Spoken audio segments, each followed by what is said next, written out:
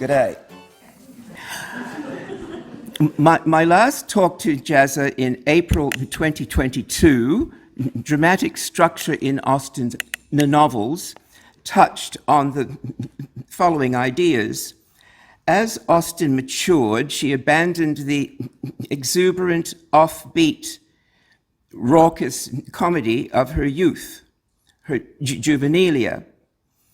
She adopted a dramatic form, Aristotle's formula for tragedy, for her purposes as a mature novelist, which made her unique among her peers. By her period, tragedy's catastrophe became classicism's resolution. She wrote in the liminal space between classicism and romanticism, and she was more classical than romantic. Today, I apply these ideas in generalized terms to what Austen does with the concept of the hero. Many years ago, a film clip was shown at a JASA conference. Bonnie Tyler's Holding Out for a Hero was dubbed over a montage of film adaptations of Austen's heroes. The film was fun and bouncy in a chick-lit kind of way, which told us a lot about popular culture and nothing about Austen's novels. Austen did not write chick-lit. She is greater than chick-lit. I am not here today to discuss chick-lit. What does Austen expect from her readers? A clue comes from an 1813 letter to Cassandra, where Austen rewords a couplet from Scott's Marmion. I do not write for such dull elves as have not a great deal of ingenuity themselves. So, she expects her readers to tell the difference between Willoughby and Colonel Brandon in Sense and Sensibility, and between Wickham and Darcy in Pride and Prejudice.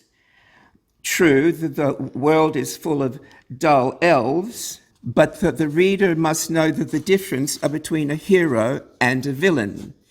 This becomes much harder when the villain is a sexy bad boy and the hero is average and ordinary. Sorry, girls. According to evolutionary psychology and cultural anthropology, the hero concept evolved over millions of years. It is inseparable from how competence hierarchies evolved and how sexual selection occurred within them. Traditionally, the concept revolves around hypergamy, woman's need to marry as high up the competence hierarchy as she can, and man's ability to ward off other males. In other words, that the hero concept once expressed a biological imperative. All this is implied in Austen's famous universal truth. A single man in possession of a good fortune must be in want of a wife. In her era, woman needed a man as husband and father for procreating and for rearing. Human survival depended on it. This truth is no longer universal. We are being habituated to the idea that the biological imperatives no longer exist and only social constructionism matters. Women no longer need men. They can have it all without men. In literature and the arts, the girl meets boy theme has been adapted to a radical new reality. Those who control the semiotics of a culture are preparing us for new ideological imperatives. Boy meets boy, girl meets girl, boy becomes girl, girl becomes boy. These artifacts of social constructionism are already ubiquitous in high and popular culture. Transgender heroes will save us from the zombie apocalypse. But I digress. Once upon a time, until just the other day, heroes were men. Over the millennia, patterns were noticed about the men who successfully climbed the competence hierarchy. Stories about these patterns were categorized into admirable or non-admirable. The most admirable was a hero, the man who rescued the virgin, killed whatever threatened her, and won the right to mix his genes with hers. The hero embodied the virtue of telling the truth. His opposite, the villain, embodied the vice of telling lies. So one way of recognizing heroes and villains in an Austen novel is noticing the difference between those who tell the truth and those who tell lies. This distinction is complicated when the dramatic action, its trajectory, has the truth unfolding gradually as the plot develops. In an Austen novel, the truth does not begin to emerge until the moment of dramatic recognition or critical discovery, what Aristotle calls agnagoresis. And it remains partial and incomplete until the resolution. Another complication is that the villain is often more compelling than the hero. In many cases, the villain is much sexier and more exciting than the hero. What happens then? Austen is clear-eyed about this. Her heroines need husbands, but the marriage market was treacherous, and her heroines had to negotiate it. Your mothers are good examples of what happens then. If the idea that a woman has choices when choosing a mate, hypergamy, was not theorized in evolutionary psychology until after Austen, its truth was everywhere. She knew woman needed man as husband and father, but equally the relationship between man and woman is asymmetrical. They fit together. According to every form of knowledge available to Austen, men and women were made for each other. This universal truth is the source of all tragedy and all comedy too.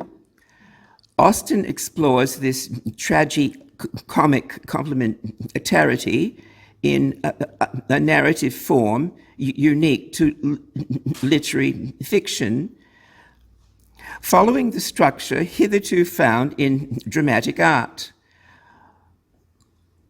For example, compare Northanger Abbey, the first Austen offered for publication, with Radcliffe's The Mysteries of Udolpho, a novel with no dramatic structure to speak of, which presents itself as a horizontal chain of incident, an exercise in mood.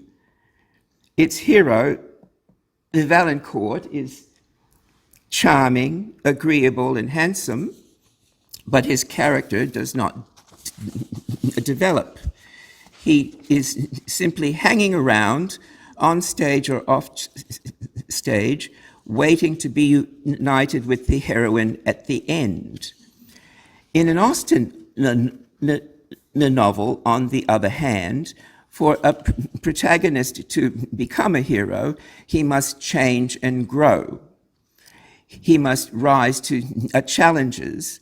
He must be instrumental in fixing the moral disorder described in each novel's exposition, around which the dramatic action revolves.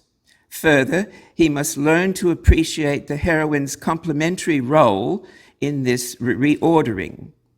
And because Austen's sense of the hero developed as her literary sense matured, not all her novels have what might be called a hero in the stereotypical sense. Some of them have no heroes at all, and sometimes it is the heroine who causes the disorder. Exposition. Each novel begins by exposing a disorder around which the dramatic action revolves. In chapter 1 of Northanger Abbey, the last to be published, but the first offered for publication, Catherine is emerging from a tomboy youth, a love of dirt giving way to an inclination for finery. She is in training for a heroine. As every heroine needs a hero, the novel's disorder is a lack of prospective heroes in her neighborhood, as the narrator explains. But when a young lady is to be a heroine, the perverseness of 40 surrounding families cannot prevent her. Something must and will happen to throw a hero in her way. Enter the Allens, her chaperones, during a trip to Bath, where she must learn to perceive, to distinguish between fantasy and reality. This novel is Bildungsroman, a story about a young woman growing into her maturity. In chapter 1 of Sense and Sensibility, the disorder is caused by disobeying biblical injunctions pertaining to widows and orphans. Mr. Henry Dashwood had a son by his first wife and 3 daughters by his second. Eleanor has an excellent heart and an affectionate disposition. Her feelings were strong, but she knew how to govern them. Marianne was, like her mother, clever and eager in everything. Her joys and sorrows were immoderate. She was generous, amiable, and interesting, but imprudent. In his father's will, Mr. John Dashwood received the bulk of his estate, his daughters £1,000 each, along with a deadbed hope that the son will provide more for them. His hilariously avaricious wife arrives and, during chapter 2, convinces him that his father never wanted him to support his stepsisters financially. Instead, he should send them presents of fish and game and so forth whenever they are in season. In chapter 1 of Pride and Prejudice, the disorder is a bad domestic economy revolving around sex. Mr. Bennet once lusted for a beautiful young woman, but marriage was the only way to consummate his lust. 5 daughters later, he repents at leisure for acting in haste. Although he prefers Elizabeth to the other 4, without a male heir, his estate is entailed. Thus, the dilemma of providing for his daughters, which he avoids thinking about. In chapter 1 of Mansfield Park, the disorder is caused by a male authority figure not exercising his authority effectively. Sir Thomas Bertram broke with tradition by marrying Maria Ward, the youngest of three sisters. The eldest Miss Ward was obliged to marry a clergyman, Mr. Norris. The youngest, Frances, disobliged her family by marrying a lieutenant of Marines, Mr. Price, with no education or fortune or connections.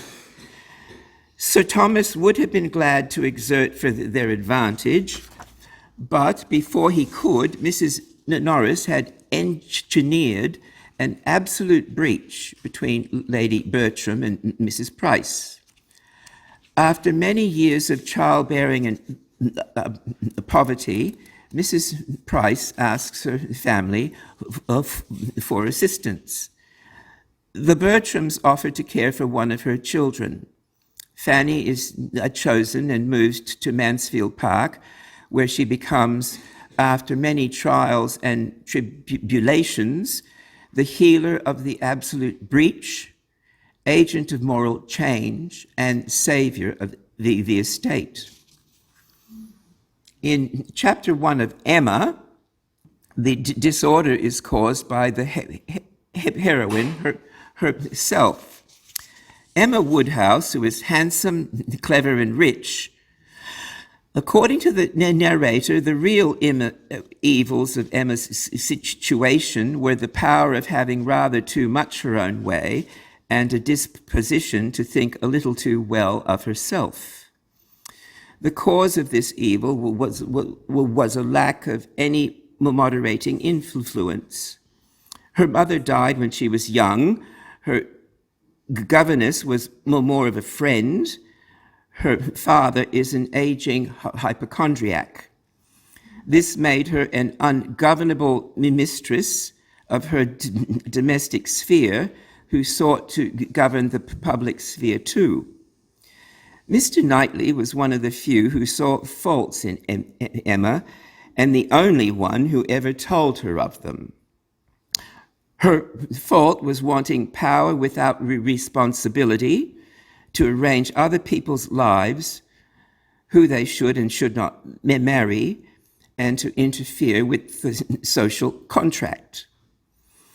In chapter 1 of Persuasion, the disorder is caused by the narcissism of a widower, Sir Walter Elliot, more focused on gazing at his family's entry in the baronetage than engaging with the reality of socioeconomic change around him. Sir Walter does not remarry. The new Lady Elliot might have been a widow, Lady Russell, a family confidant, but he prided himself on remaining single for his dear daughter's sake. That dear daughter was his equally narcissistic eldest, Elizabeth, as he holds the younger two, Mary and Anne, to be of inferior value. Mary is, in fact, a hilariously narcissistic blend of her father and older sister, while Anne, with an elegance of mind and sweetness of character, was only Anne. During chapters 2 and 3, Sir Walter is persuaded to address the reality of his situation by renting his estate to a tenant, Admiral Croft, and finding lodgings in Bath. In these chapters, Austen sets the scene for a major change in narrative direction by the addition of naval interests to her economy of salvation. As the plot unfolds, the reader will see an alliance of landed marriages coalescing around the Musgroves of Uppercross and the Hayters of Winthrop, as well as an alliance of naval marriages coalescing around the dramatic story of Anne and Captain Wentworth, which is not introduced until the end of chapter 3.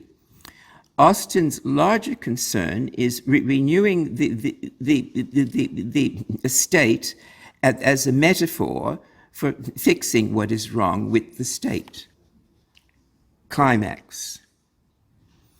Each novel contains a climax that marks a turning point from the rising action to the falling action, from the complication to the unraveling. This is what makes the structure of her novels more classical than romantic. Sometimes the reader may not notice them as a climax.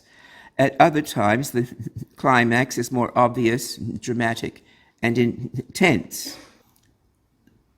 The climax of Northanger Abbey is at the end of volume 1.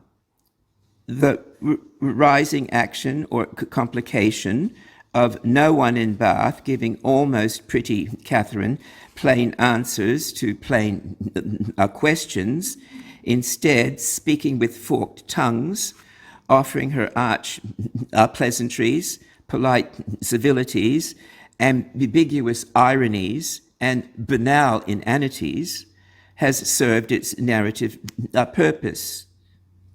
Something must now happen to further the objective expectation, the future good, her marriage to not quite handsome Henry. Isabella and John Thorpe, both evil in different ways, have done all they can to disrupt her future good. Isabella by seducing her brother, John by being a hilarious imitation of a cartoon villain.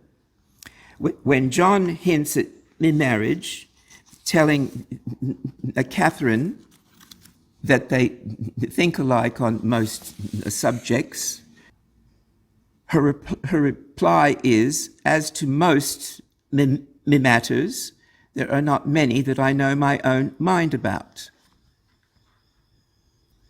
At the center or middle of Sense and Sensibility, the climax is Marianne's nervous breakdown in London. The rising action or complication of Willoughby seeming or presenting as a romantic hero, of Edward pursuing a clerical vocation with an unsuitable fiancée and a dominant, controlling mother, has served its narrative purpose.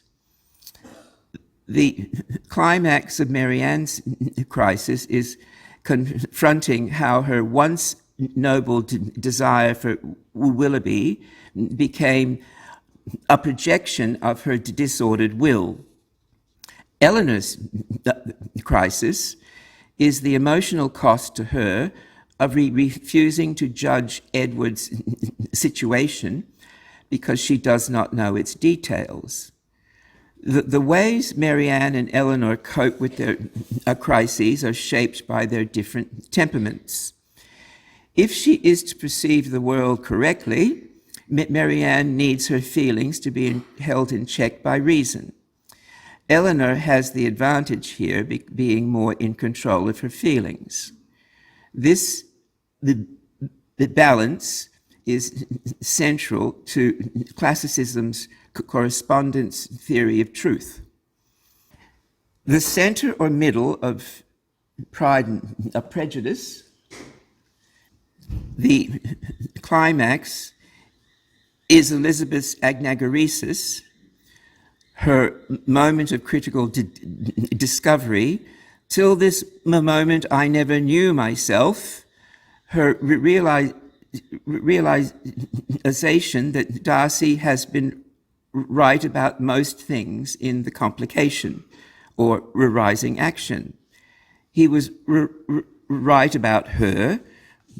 Remember, while she was nursing Jane at Netherfield, He confessed a tendency to some evil in each person which even the best education cannot overcome.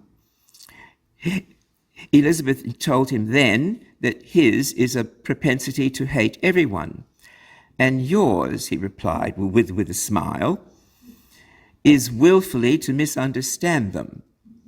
Touché. Darcy was also right about Wickham, and right about Elizabeth's disordered, dysfunctional family. The falling action, the unraveling, begins when she receives news of Lydia running away with Wickham. What should she do? More important, what can she do? In fact, she can do nothing except return to the purgatory of the eponymous long born, and wait for the unraveling to unfold.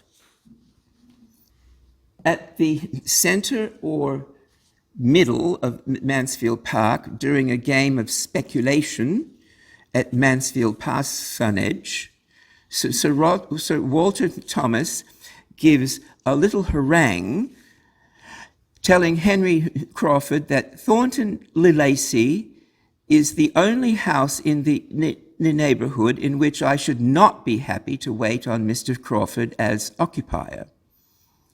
Crawford wants to purchase and improve Thornton Le Lacey for evil purposes. Sir Thomas cannot allow this because installing Edmund there as a resident priest is crucial to his plan to fix the moral disorder of his estate. This disorder has two aspects. First, there is the disorder of evil Mrs. Norris, arranging the sibling breach between Lady Bertram and Mrs. Price. Second, there is the disorder of depriving Edmund of the Mansfield living intended for him. Moral order can only be restored if Lady Bertram's son, Edmund, and Mrs. Price's daughter, Fanny, are united in marriage, while Mrs. Norris and Henry and Mary Crawford are banished from the estate. Although it occurs after the novel's halfway mark, the climax of Emma begins with the arrival of Mrs. Elton. While Emma quickly develops an ill opinion of the vicar's new wife, Mrs. Elton does not become a threat to Emma's self-image as de facto First Lady of Highbury, arrogating power without responsibility, interfering with the social contract, remaining a single, while insisting Knightley also remains a single until the Crown Ball. The Crown Ball represents a turning point from the complication to the unraveling, because the whole of the Highbury social contract is on display. As the vicar's wife, Mrs. Elton becomes de facto First Lady of Highbury, which Emma knows would be a disaster. The only solution is for Mrs. Knightley to come into being, harder now because Harriet has ideas above her station, which Emma is responsible for. But at least Emma and Knightley begin to see each other in a different light and begin to dance with each other. The climax of Persuasion is at the end of Volume 1. Louisa's fall from the cob is the most obvious and most dramatic Austen climax. As I said earlier, this novel's focus is on the change of direction in Austen's literary vision, a shift from landed interests and the addition of naval interests to her economy of cultivation. An alliance of landed marriages is coalescing around the Musgroves of Uppercross and the Hayters of Winthrop. An alliance of naval marriages is coalescing around the story of Anne and Captain Wentworth. The larger concern here is the renewing of the estate as a metaphor, fixing what is wrong with the state. Louisa jumps from the cob, expecting Wentworth will catch her. Silly girl. But he misses, and she falls lifeless to the ground. Is she dead? What is to be done? Wentworth cries out, "Is there no one to help me?"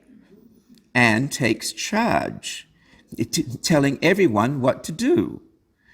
While she is of no account in her family, she is there beside Wentworth. Resolution. At the end of each novel, Austen summarizes what she has done, ties up her loose ends before putting down her pen. She has told stories with certain characteristics. Each begins with the exposition of a problem that must be solved, which revolves around marriage.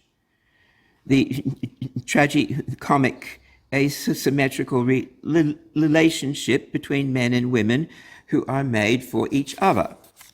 So, has the male protagonist become a hero? Has he changed and grown? Has he risen to challenges, been instrumental in fixing the disorder around which the dramatic action revolves? Has he learned to appreciate the heroine's complementary role in this reordering? Has Henry Tilney become a hero at the end of Northanger Abbey? True, he proposes to Catherine finally, on recognizing how badly his father treated her, on accepting his responsibility to her, on admitting to feeling an attachment to her after she spent most of the novel chasing after him at her own risk. Yet Austen qualifies this admission. His affection for her had originated in nothing better than gratitude, or, in other words, that a persuasion of her partiality for him had been the only cause of giving her a serious thought. Big deal. Austen explains why she allowed this indignity. It is a new circumstance in romance, I acknowledge, and dreadfully derogatory of a heroine's dignity, but if it be as new in common life, the credit of a wild imagination will at least be all my own. In other words, this novel is, more than any other, about an almost pretty ordinary young woman and a not quite handsome ordinary young man. Has Colonel Brandon become a hero at the end of Sensibility? In this novel, more than the others, Austen heralds what later becomes the convention of the heroine falling in love with the wrong man, while the right man was there all along, waiting patiently in the background. Here, a vigilant knight in a flannel waistcoat, prepared to duel with the villain to defend the maid's honor. Fortunately, after a period of trial, Marianne succumbs to an extraordinary fate.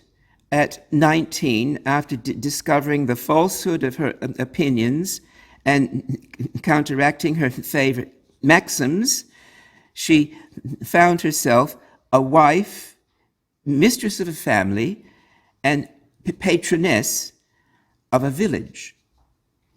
In Jane Austen and Food, Maggie Lane hints at Marianne's fate, alluding to the sexual symbolism of a tree in Delaford's garden.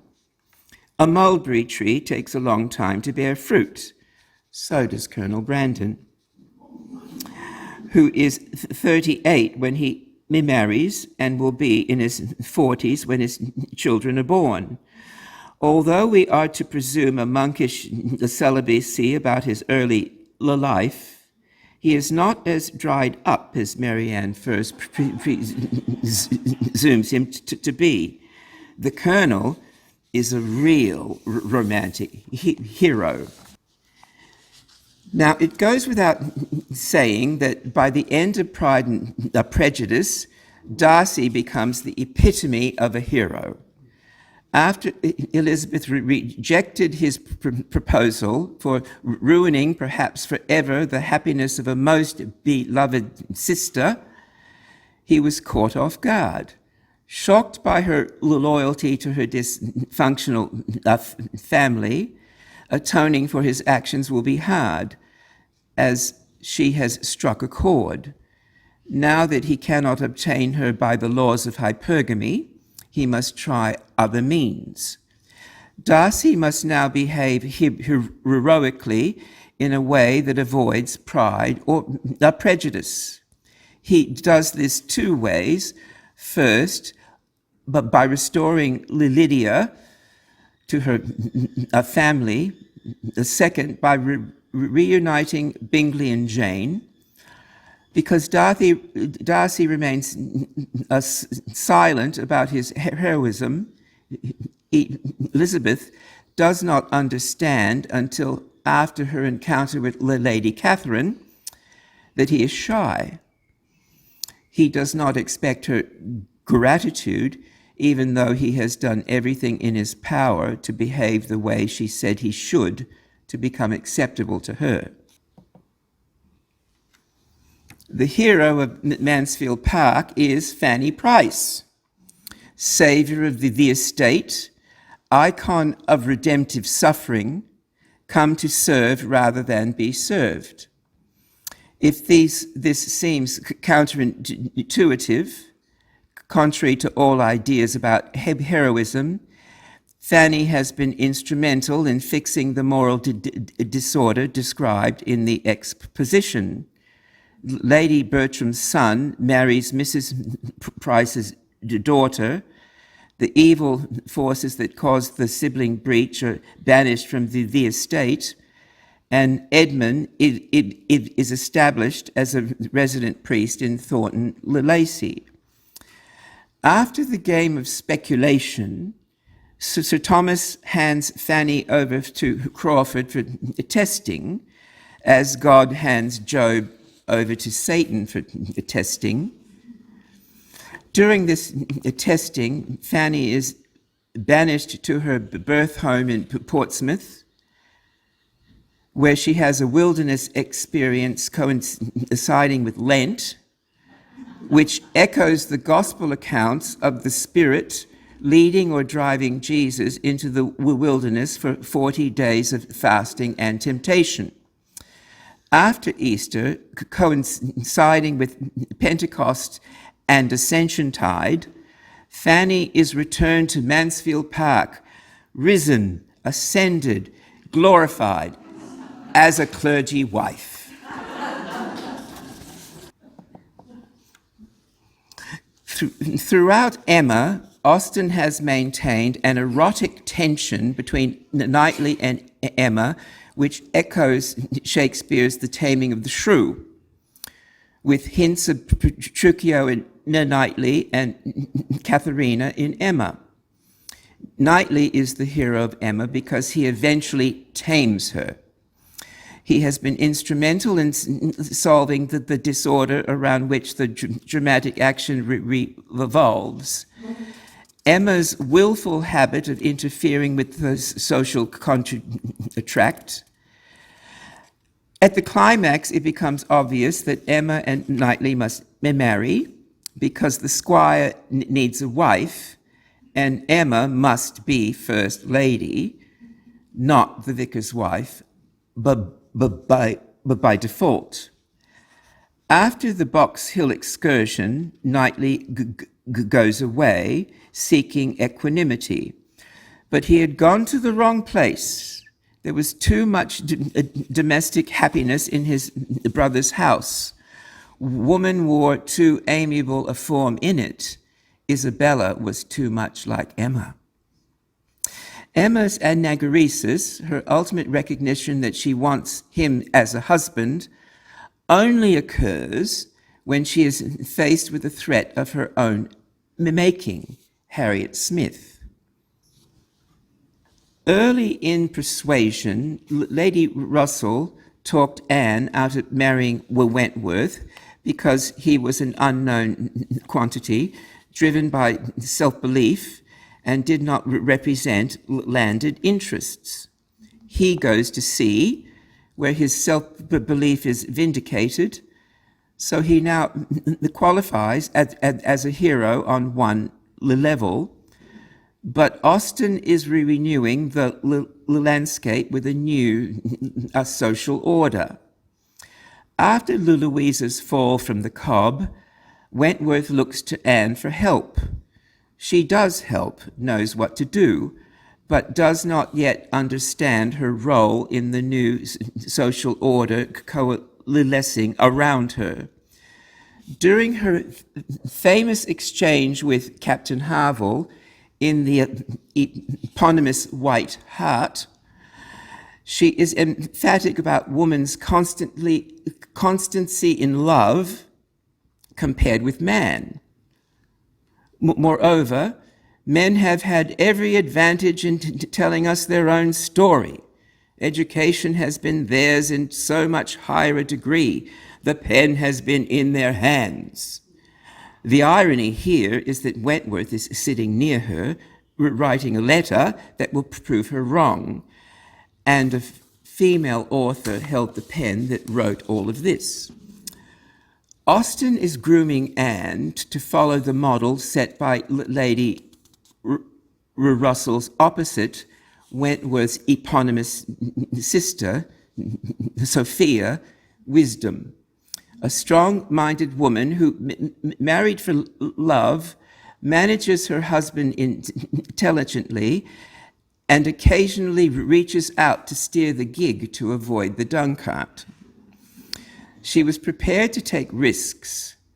Lady Russell persuaded Anne against a taking in marrying quickly and not having a long engagement. The Crofts were also prepared to take risks Wentworth has yet to be persuaded to take, encouraging wives to live aboard ship with their husbands. Such naval couples are therefore at home anywhere in the world, on land or sea, during war or peace, if they are together. In that global home, there are complementary exchanges of power and influence. This is clearly an expansion of the traditional male and female provinces of the earlier novels. Two of Austen's brothers were naval officers. The naval life captured her imagination. She viewed it as an opportunity for new expressions of male and female complementarity. Sophia and Anne proved that within their widening province, women are as competent as men. Men are competent on their ships at sea, women in their domestic province. Thank you.